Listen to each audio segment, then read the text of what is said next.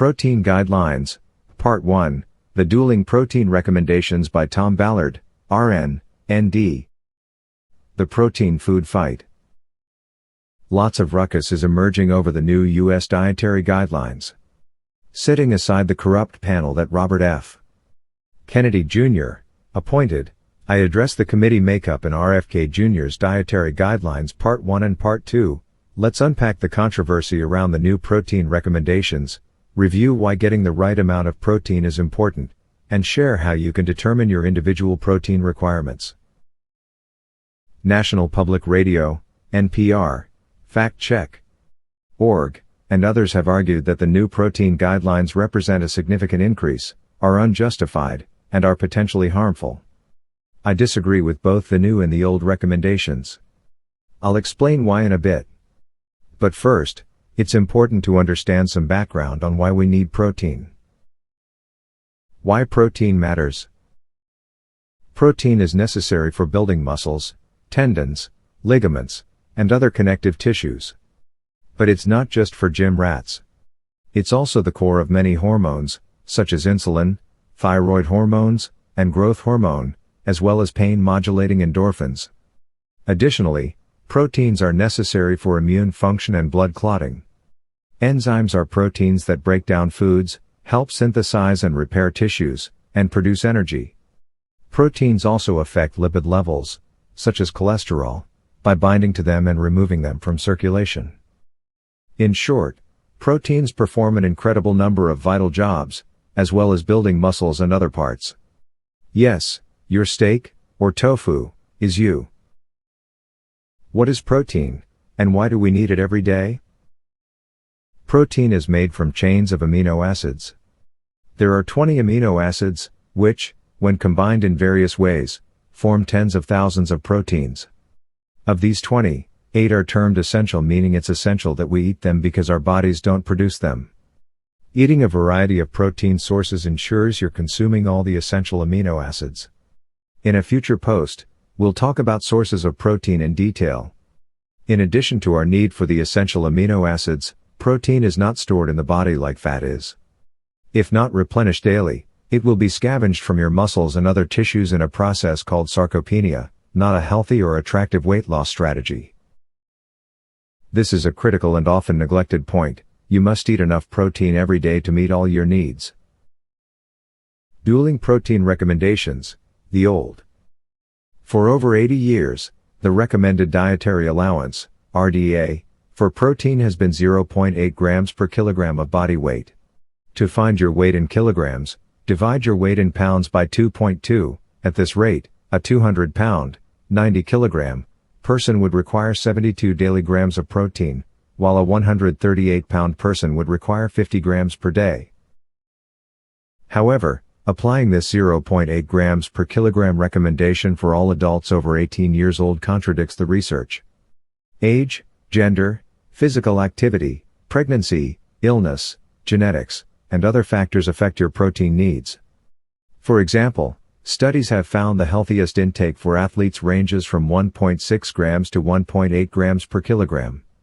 Studies also show that older adults retain lean body mass, more muscle/less fat, on a higher protein diet. RFK Jr.'s new dietary guidelines for protein, too radical? The new recommendation is for adults to consume 1.2 to 1.6 grams of protein per kilogram of body weight daily. Rounding the numbers, this means that a 150-pound, 68-kilogram, person who was consuming 54 grams of protein, 68 by 0.8, should increase that to 95 grams, 68 by 1.4. For perspective, a large egg contains 7 grams of protein, and a quarter pound of beef contains 20 grams of protein. Up from 2.5 burgers per day to almost 5. So, yes, a big jump. Discussing the internet fitness buff popularity of a protein intake target of 2.0 grams per kilogram, Scientific American states that evidence for this recommendation is lacking, but then quotes Donald Layman, a nutrition researcher at the University of Illinois, saying that 0.8 grams per kilogram is a suggested minimum and that 1.2 to 1.6 grams per kilogram is optimal, thus supporting the new guidelines. This article also cites a study showing that higher protein intake and exercise increase muscle mass, but only up to 1.6 grams per kilogram. According to UCLA Health, most healthy people can safely eat up to 2 grams per kilogram of body weight, which, for a 150-pound person, is about 135 grams a day. Above this intake level, concerns include kidney stones, bloating, and excessive fat consumption if the protein is from animal sources. So, should you eat more protein, or less, or about the same as you are? Before deciding, there's another factor to consider: how much protein are we actually eating? How do we measure up to any of the guidelines? How do the recommendations compare to reality? Are Americans eating too much protein or not enough? Researchers and the media often assert that the typical U.S. diet exceeds protein recommendations. However, support for this is muddled. First, most studies rely on patient recall, a notoriously imprecise method of data collection. Most people don't want to admit how much junk they're eating and don't remember exact amounts. Further confusion arises because recommended levels are inconsistent, above and beyond the Dueling guidelines we've already discussed. For example, the CDC blog of the National Center for Health Statistics assumes that women require 46 grams of protein daily, while men require 56 grams, and reports that, on average, Americans exceed these levels. Where did those numbers come from? Not from the 0.8 gram recommendation unless they're only looking at a group of very small people, all the same size. According to Harvard's T. H. Chan School of Public Health, Americans are eating 2.9 ounces, 82.2 grams, of protein daily, which they say exceeds recommended levels. Indeed, with the recommendation for 0.8 grams per kilogram, 82 grams of protein is the calculated requirement for a 220-pound person. This seems excessive, but it leaves out factors that determine need, such as gender, activity level, and health status. While 2.9 ounces is probably excessive for a 150-pound person, the CDC reports that the average weight of a male is 199.8 pounds, 96 kilograms, and a female is 170.8 pounds, 78 kilograms. So, for average Americans, 2.9 ounces of protein is high but not extremely high, especially for men. A more rigorous article in the American Journal of Clinical Nutrition looks at several ways of determining protein intake and concludes, the majority of the U.S. population exceeds minimum recommendations for protein intake. Protein intake remains well below the upper end of the AMDR, acceptable macronutrient distribution range, indicating that protein intake, as a percentage of energy intake, is not excessive in the American diet.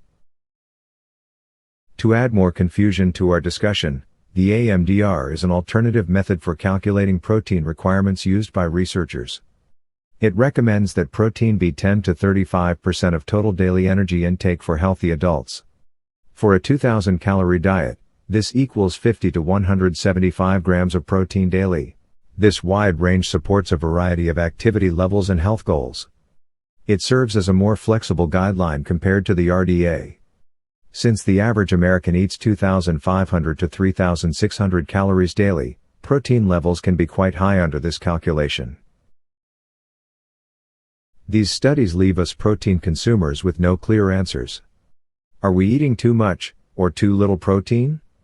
Should we follow the old or new RDA guidelines or the AMDR recommendations? My opinion on protein intake. Based on 40 years of reviewing patients' daily food logs, my opinion is that most people do not meet the 0.8 grams per kilogram target. A food log, I believe, is more reliable than a dietary recall survey because it's filled in on the spot, with no chance for memory to massage or fuzz the details. I've also asked patients specific meal questions, again confirming a sub-0.8 target. You can argue that I was only seeing sick people, but looking at what people eat in restaurants and put in their shopping carts reinforces my opinion. I live in a relatively affluent, nutrition-aware community, where I could observe purchases at Safeway, Whole Foods, Puget Consumers Food Co-op, and Trader Joe's. An ongoing issue with protein consumption is that it is the most expensive macronutrient. Carbs are much cheaper and tend to dominate kitchens and restaurants. Another source of information is examining frozen packaged meals. These rarely contain more than 1 ounce of protein, 28 grams. Protein consumption and obesity. Another reason protein consumption is so important is that protein intake influences calorie intake. 40% of Americans are obese according to the CDC. We consume large portions and excessive calories. A study in obesity found that those eating less protein take in more calories. I'm not saying this is the only reason for our obesity epidemic, but it correlates with what I observed in my medical practice. My patients often saw their body fat percentage decrease as they increased their protein intake to 0.8 grams per kilogram or higher. Where does all this information leave you, the person concerned about your family's health? With no clear answers from health authorities, I suggest another, more personalized answer to meet your individual protein needs. That's the subject of my upcoming post. Next Sunday, Protein Guidelines, Part 2. Determining your protein needs. Subscribe to receive these posts in your email inbox for free. Protein Guidelines, Part 2, Determining Your Protein Needs by Tom Ballard, RN, ND. Why don't we know more about our need for protein? As discussed in Protein Guidelines, Part 1, we are caught between dueling protein recommendations and don't even have a clear answer on how much protein we're currently eating. The old dietary guidelines for Americans called for 0.8 grams of protein per kilogram of body weight. The new ones have almost doubled this, to 1.2 to 1.6 grams per kilogram. That's an increase from 2.5 quarter-pound burgers per day to almost 5. Is such a big change really called for? Were the previous recommendations adequate? Reading the existing medical literature provides no clear winner in this debate. Our protein needs shouldn't be so muddled. After all, it's been over 200 years since protein was identified as an essential nutrient, 90 years since scientists figured out how to measure protein precisely, and 30 years since a method was invented for measuring protein turnover in the body. With all the smart researchers out there, and considering the importance of protein for our health, why can't we get better answers? For one, this type of research is difficult because people are unreliable reporters of their food intake. Also, government agencies look for statistical averages in a world of ranges in size, gender, ethnicity, activity, genetics, and eating patterns. Most importantly, these studies cost money, and we live in a society that values shooting precision rockets at moving cars and into apartment windows more than precision nutrition. For now, the best way out of the controversy is for you to determine your individual protein requirement, and there's a hands-on but fairly easy way to do that. Here it is. How to determine your protein needs. 1. Take stock of your health. List your health issues, especially those affecting you long-term. This should include diagnosed issues such as cholesterol or diabetes, as well as symptoms such as afternoon fatigue or greater difficulty climbing stairs. Be honest about these and don't blow off any problem because it's embarrassing or something you figure everyone has. Blood testing, blood sugar, hemoglobin A1C, average blood sugar for 90 days, lipid panel for cholesterol, HDL, and LDLs, kidney function, and any tests that have been abnormal in the past. These are routine tests often performed at annual checkups. Blood pressure, recorded at least 5 times while at rest. Many pharmacies and fire stations offer this for free. Health measurements, height, weight, circumference at waist, narrowest, and hips, widest. Measure your percentage of body fat, water, and muscle. This is done with a bioimpedance scale. They are a quick way of assessing your health and changes over time. Every home and doctor's office should have one. These scales are readily available for home use, priced around $100. Tanita is a popular brand. Blood protein levels, as done in yearly health evaluations, are not a reliable measure of whether you're getting adequate protein in your diet because blood will steal protein from muscles. 2. Record your protein intake honestly. Write down the protein you eat for 2 weeks, including the approximate amount in ounces or grams. An ounce equals 28 grams. You can use a paper or phone calendar, and approximations work fine for our purposes. A rule of thumb is that a large egg contains about 7 grams of protein, as does 1 ounce of meat, poultry, or fish. Dairy products list the amount of protein on the container. White rice contains 4.3 grams in 1 cup. Brown rice is 5 grams per cup. Lentils contain 18 grams per cup. A cup of sliced almonds contains 20 grams of protein. The Center for Science in the Public Interest lists the protein content of many common foods. 3. Calculate your daily protein intake. Add up the protein you ate over those 2 weeks. Divide that by 14. This gives you your daily average protein intake. 4. Calculate your daily protein requirement according to the old guidelines. Calculate your recommended protein intake using 0.8 grams per kilogram of body weight. That is, divide your weight in pounds by 2.2 to determine your kilogram weight, then multiply your kilogram weight by 0.8. As I've said, I don't fully agree with the old guidelines. But they give you a quick measurement of how much protein you're getting and what room you have to increase, or decrease, it. 5. Assess yourself for protein deficiency symptoms. Take a second look at your list of health concerns. Could any of them be related to protein deficiency, especially if your average intake is under the number you found in step 4? Common symptoms of inadequate protein include low energy, frequent infections such as colds, poor muscle tone, cuts and bruises that are slow to heal, weight loss without trying, or excess weight, if total calorie intake, especially as carbs, remains high, water retention, edema, in your feet and lower legs. Low blood sugar, symptoms include periodic fatigue, irritability, sugar cravings, depression, headaches, and loss of concentration. Protein helps regulate blood sugar levels. Adult onset diabetes. Waist measurement is greater than the hips. High body fat/low muscle weight, as determined by bioimpedance scale. 6. Consider whether the timing of your protein intake should change. Protein timing profoundly influences energy, cravings, weight, and blood sugar swings.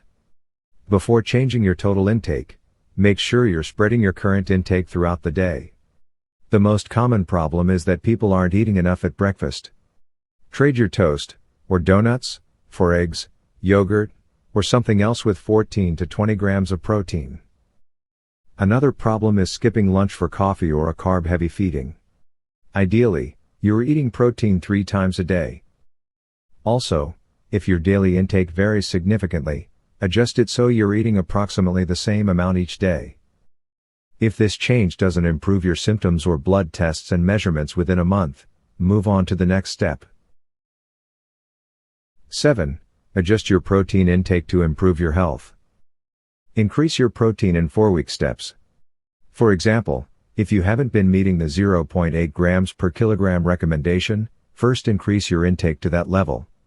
If after 4 weeks of eating 0.8 grams per kilogram, you're not seeing improvements, increase your intake to 1.0 grams per kilogram. You can continue increasing your intake by 0.2 grams up to 1.6 grams per kilogram. I wouldn't go higher except under medical supervision. If your starting protein intake exceeds 1.6 grams per kilogram and you have health issues, try reducing it to 1.2 grams per kilogram and see what changes over the next month. Your goal is to improve your measurements and reduce your symptoms. 8. Recalculate your protein intake periodically. The healthiest intake for your body will change over time. Redo this test every 5 years or so, or when there's any change in your circumstances, such as pregnancy, nursing, new activity level, retirement, or once you turn 50 years old. This method is safe, you're staying within the old and new guidelines, it beats adhering to controversial statistical averages, and it is specific to you. Protein all the way. Avoid becoming discouraged by the confusion and controversy. Protein is your friend and only wants to be treated like one. Start by finding out how much you're currently eating. If you aren't feeling well, adjust your protein timing and intake until you feel better. Eat protein throughout the day and from a variety of sources. Periodically recalculate your intake to account for changes in your life. There are other reasons for not feeling well, so if protein adjustments don't work, see a whole system practitioner for help. I'd love to hear your take on the controversies surrounding protein and dietary guidelines, as well as your protein experiences. You can leave a comment by subscribing, it's free. Subscribers will also receive these articles in their email inboxes. If you find this helpful, please share it with others. Next Sunday, your gut flora may save your life. Each week, I'll address food and health-related issues I believe aren't being covered well. Best of health. Tom Ballard, RN, ND.